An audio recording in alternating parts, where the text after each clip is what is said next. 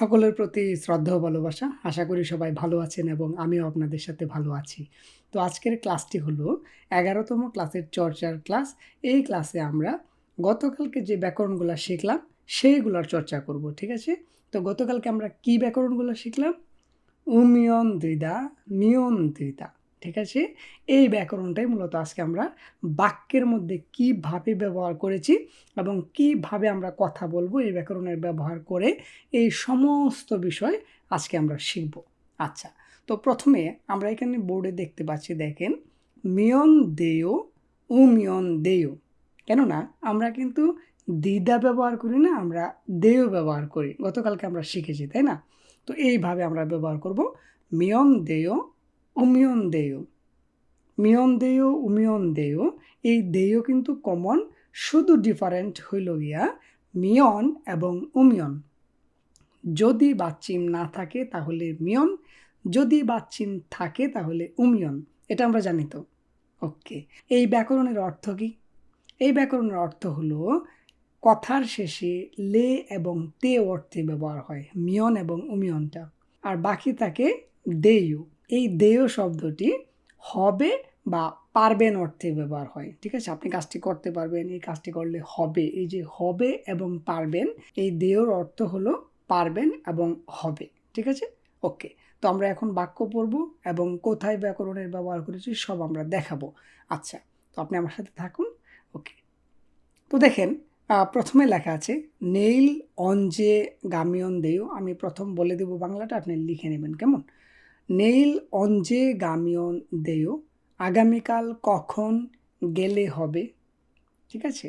তো দেখেন, নেইল শব্দের অর্থ আগামীকাল, অঞ্জে মানে কখন, গাদা মানে যাওয়া, গায়ের সাথে যেহেতু বাচ্চিম নাই সেহেতু মিয়ন দেয়টা আসবে, লাল কালার, ঠিক আছে? গামিয়ন দেয়, প্রশ্ন করলেন আপনি, নেইল অঞ্জে গামিয়ন দেয়, আগামীকাল কখন গেলে হবে বা আগামীকাল কখন যেতে হবে, ঠিক আছে? তারপর কি বলছে? হানশিয়ে দুছাক হামিয়ন দেয়, একটার সময় পৌঁছাইলে হবে। তো দেখেন, হানশি মানে একটা, হানশিয়ে একটায় বা একটার সময়, দুছাক হাদা মানে পৌঁছানো, দুচ্ছাক হা দা, দা বাদ দিলে হা থাকে, যেহেতু বাচ্চিম নাই মিয়ন দেয়, ঠিক আছে? দুছাক হাদা মানে পৌঁছানো, পৌঁছাইলে হবে, ঠিক আছে? তো দেখছেন কি সুন্দর করে আমরা কথা বলা শিখতেছি আস্তে আস্তে।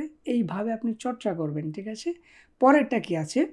মিয়ব বন, উচ্চারণটা মিয়ছ বন হবে না, মিয়ত বনও হবে না, মিয়ব বন। এখানে চিউতের উচ্চারণটা হবে না, উজ্জ্বল, ঠিক আছে? ওকে, মিয়ব বন বসু থামিয়ন যোগী গায়ু। মিয়ব বন কত নাম্বার বাসে চড়লে ওইখানে যাওয়া যাবে বা কত নাম্বার বাস চড়লে ওখানে যায়, ঠিক আছে? মিয়ব বন কত নাম্বার, মিয়ত মানে কত, বন মানে নাম্বার, বসু শব্দের অর্থ বাস, থাদা মানে চড়া, থামিয়ন চড়লে, কত নাম্বার বাস চড়লে, এই দা বাদ দিলে থা থাকে, যেহেতু বাচ্চিম নাই মিয়ন, ঠিক আছে? থামিয়ন চড়লে, যোগী মানে ওইখানে, গাইও যাওয়া যাবে বা যায়, ঠিক আছে? প্রশ্ন করলেন, পরে কি বলছে? সামশিব দাসী ও, আমরা যারা কোরিয়াতে আছি এই নাম্বারগুলো বলতে পারি না, এই যে টানটা দেখতেছেন মাইনাসের মতো, এটাকে বলে দাসী, ঠিক আছে? সামশিব দাসী ও, ঠিক আছে? 30-এর 5 বন মানে নাম্বার, মানে 30-এর 5 নাম্বার থামিয়ন দেয়, চড়লে হবে, 30-এর 5 নাম্বার চড়লে হবে, ঠিক আছে? থাদা মানে চড়া, যেহেতু বাচ্চিম নাই উপরেরটার মতো, মিয়ন দেয়টা আসবে, ঠিক আছে? চড়লে হবে, ঠিক আছে? অথবা 30-এর 5 নাম্বার চড়তে পারবেন, চড়লেই হবে, ঠিক আছে? ওকে, তারপর কি আছে? দুন অনুল বাদু মিয়ন কঞ্চানায়, মানে টাকা আজকে গ্রহণ করলে সমস্যা নাই, ঠিক আছে? আজকে টাকা গ্রহণ করলে কোনো সমস্যা নাই তো, মানে এ অর্থ বহন করে আর কি। দুন মানে টাকা, অনুল মানে আজ, বাদ্যা গ্রহণ করা, যেহেতু বাচ্চিম আছে এই যে দিগুত দ, সেই জন্য উমিয়নটা আসবে, ঠিক আছে? বাদুমিয়ন গ্রহণ করলে, খঞ্চানায় সমস্যা নাই তো, বা ঠিক আছে, ওকে, মানে আজকে টাকা গ্রহণ করলে কোনো সমস্যা নাই তো, আজকে টাকা গ্রহণ করলে হবে তো, এই অর্থে ব্যবহার হয় আর কি, ঠিক আছে। আচ্ছা, তারপর কি বলছে, নেল কাজী বাদুমিয়ন দো দেও। তো দেখেন, নেল কাজী বাদুমিয়ন দো দেওয়ার অর্থ হলো আগামী কালকে পর্যন্ত গ্রহণ করলেও হবে, ঠিক আছে।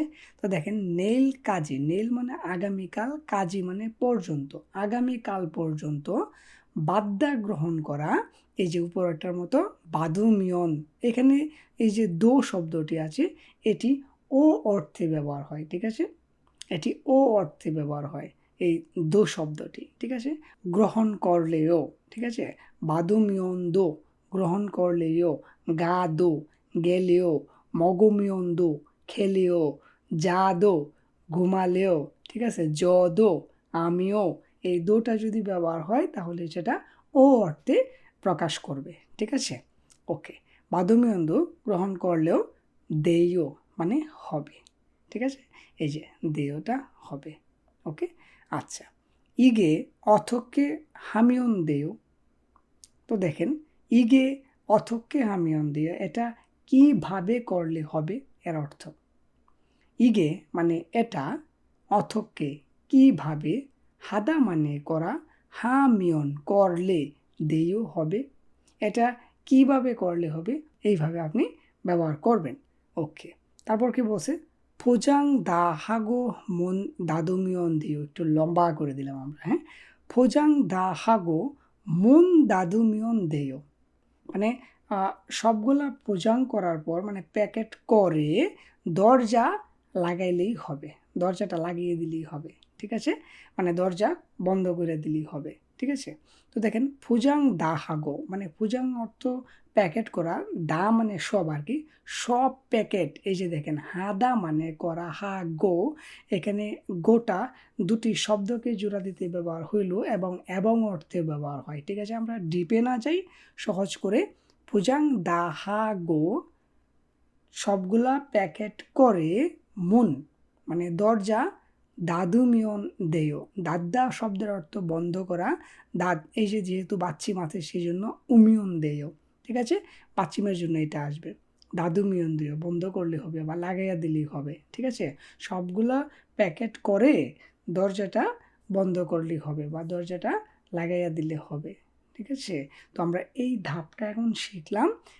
পরের ধাপটাতে মানে ডান পাশে যে আপনারা দেখতে পাচ্ছেন, এইখানে আমরা একটা নতুন জিনিস শিখব, সেটি হলো এই যে আনদেয়, দেয় শব্দের অর্থ হবে অথবা পারবেন, এই সাথে যদি আন ব্যবহার হয়, আন সবসময় নাবোধক অর্থ প্রকাশ করে, ঠিক আছে, আনদেয় হবে না, দেয় মানে হবে, আনদেয় হবে না, দেয় মানে পারবেন, আনদেয় পারবেন না, ঠিক আছে, ওকে।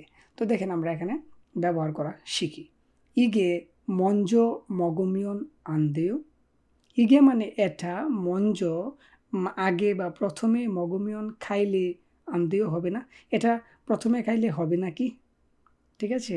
তো এখানে মগদা শব্দের অর্থ খাওয়া, এই যে বাচ্চি মাছে গিয়ক সেই জন্য উমিয়ন আসবে, সেটা আমরা জানি তো, ঠিক আছে, গতকালকে আমরা শিখাইছি, ওকে। তো পরে উনি কি বলতেছে, উনি বলতেছে আনদেয় হবে না, ঠিক আছে, বাপ মগস আসো ব্যাকরণ কিন্তু, বাপ মগস ভাত খাওয়ার পর বা ভাত খেয়ে দিছেও, খাবেন, ঠিক আছে। তো দেখেন, আনদেয় শব্দের অর্থ হবে না, বাপ মগসও দিছেও, ভাত খেয়ে খাবেন। তারপর কি আছে আমরা দেখি, সেখানে আছে ই ছবাং জনি আন ইসুমিয়ন আনদেও, মানে এই প্রেসক্রিপশনটা কি না থাকলে হবে না, ঠিক আছে। ই ছবাংজন, ছবাংজন মানে প্রেসক্রিপশন, ই মানে এই, ছবাংজনই, এখানে বাচ্চিমের জন্য আমরা ইটা আনলাম আর কি, না আনলেও চলে, কিন্তু না আনলেও এখানে একটা মাধুর্যতা আসে না কথার মধ্যে, ঠিক আছে, এই জন্য নিয়ে আসলাম ইটা, ই ছবাংজনী, এই প্রেসক্রিপশনটা আন ইসুমিয়ন, ইত্তা মানে থাকলে বা আছে, ঠিক আছে, আন ইসুমিয়ন না থাকলে, ঠিক আছে, ইত্তা মানে থাকলে, এখানে আমরা ব্যবহার করলাম যেটা আর কি, ইত্তা মানে থাকলে, ইসুমিয়ন থাকলে, এর আগে আনটা আমরা ব্যবহার করছি না বোধ করতে, না থাকলে, ঠিক আছে। যেরকমটা দেও মানে হবে, আন দেও হবে না, এই যে আন, এখানে আনটা আমরা ব্যবহার করলাম, ঠিক আছে। আন ইসুমিয়ন না থাকলে আন দেও হবে না, মানে এই প্রেসক্রিপশানটা না থাকলে কি হবে না, ঠিক আছে। এই ইতটা দাবাদ দিলে থাকে এই যে ইত সাংসিয়ত, ঠিক আছে, এই জন্য অমিয়ন আসবে যেহেতু বাচ্চিম আছে, ঠিক আছে। এই প্রেসক্রিপশনটা না থাকলে কি হবে না, উনিকে বলতেছে অপসোমিয়ন্দো, অপ্তা মানে কি নাই, অপসোমিয়ন্দো দাবাদ দিলে থাকে এই যে অপস, ঠিক আছে, এইগুলা বাচ্চিম, এই জন্য আসছে উমিয়ন, অপসোমিয়ন না থাকলে, যেহেতু এখানে দোটা আমরা ব্যবহার করলাম সেহেতু অপসোমিয়ন দো না থাকলেও, ঠিক আছে, ওটা ব্যবহার হবে, হ্যাঁ, না থাকলেও খঞ্চা নাই, সমস্যা নাই, ঠিক আছে। এই খঞ্চা নাই শব্দের অর্থ হলো সমস্যা নাই, ইটস ওকে, ঠিক আছে, ব্যাপার না, এই অর্থে ব্যবহার হয়, ঠিক আছে। ওকে, না থাকলেও সমস্যা নাই। আচ্ছা, তারপর কি আছে, 크러면 제가 বাজি 입으면 돼요, মানে বুঝা যেতেছে উনি মনে হয় হাঁটুতে অথবা কোথাও ব্যথা পাইছে এই জন্য ডাক্তারের কাছে আসছিল, এখন বলতেছে যে তাহলে আমি প্যান্ট পরলে হবে তো, ঠিক আছে, আমি কি প্যান্ট পরতে পারি, ঠিক আছে, এইভাবে। তো দেখেন 크러면 তাহলে, 제가 আমি, বাজি প্যান্ট, ইবুমিয়ন ইবদা মানে পরিধান করা, দা বাদ দিলে থাকে ইব, এই যে বাচ্চি মাঝে সেই জন্য উমিয়ন, ইবুমিয়ন পরলে, ঠিক আছে। আমি তাহলে আমি প্যান্ট পরলে দেও হবে, অথবা আমি প্যান্ট পরতে পারি, ঠিক আছে, তাহলে কি আমি প্যান্ট পরতে পারি, উনি কি বলতেছে নে, হ্যাঁ, দেও, হ্যাঁ, পড়তে পারেন বা প্যান্ট পরলে হবে, ঠিক আছে। ওকে, তো এই দুইটা ধাপ যদি আমরা সুন্দর করে বুঝতে পারি, মানে এই ব্যাকরণের ব্যবহারগুলো যদি আমরা বুঝতে পারি, তাহলে আমরা এইগুলার ব্যবহার করে নিজেরা বাক্য তৈরি করতে পারবো। আর যখন আমরা নিজেরা বাক্য তৈরি করা শিখে যাব, তখন আমরা নিজে নিজে বাক্য তৈরি করে প্র্যাকটিস করে কোরিয়ানদের সাথে সেটা প্রয়োগ করতে পারবো, ঠিক আছে। আমি সবসময় বলি যে আপনি কখনোই একা একা ভালো করতে পারবেন না, আপনার একজন সঙ্গী লাগবে যিনি আপনাকে হেল্প করবে এবং যার সাথে আপনি চর্চা করবেন, ঠিক আছে। তো আমাকে নক দিন, যদি আমি ফ্রি থাকি আপনাকে আমি হেল্প করব, সেটা আমি বরাবরই বলি। তো আমার একটা চিন্তা ভাবনা আছে যে যদি আমি সময় পাই তাহলে আমি একটা বেচ চালু করতে পারি, সেটা এখনও ক্লিয়ারলি বলতে পারছি না, যদি আমি করি তাহলে আমি অবশ্যই সেটার ঘোষণা দেব, এবং সীমিত আকারে, খুব বেশি না, সীমিত আকারে আমি শুরু করতে পারি, ঠিক আছে। যারা আগ্রহী আছেন বা স্পিকিংটা একটু ডেভেলপ করতে চান, যারা মনে করেন যে আমাদের ডেভেলপ করতে হবে, আমাদের কোরিয়াতে চলতে গেলে ভাষাটার দরকার আছে, তারা দয়া করে আমাকে নক দিবেন, ঠিক আছে।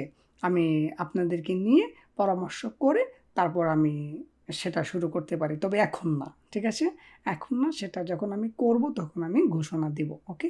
তো সবাই ভালো থাকেন, সুস্থ থাকেন, আজকের ক্লাসটা এই পর্যন্তই। আগামী ক্লাসে অর্থাৎ 12তম ক্লাসে, দেখেন 25টা ক্লাসের অর্ধেক ক্লাস কিন্তু আগামীকালকে হবে, ঠিক আছে। তো আমরা অবশ্যই পারতেছি, আমরা পারবো, দীপু ভাই আছে। তো আজকে এই পর্যন্তই, কালকে 12তম ক্লাসে আবারও দেখা হচ্ছে, সেই পর্যন্ত সবাইকে অসংখ্য ধন্যবাদ জানিয়ে আজকের ক্লাসটি রাখছি।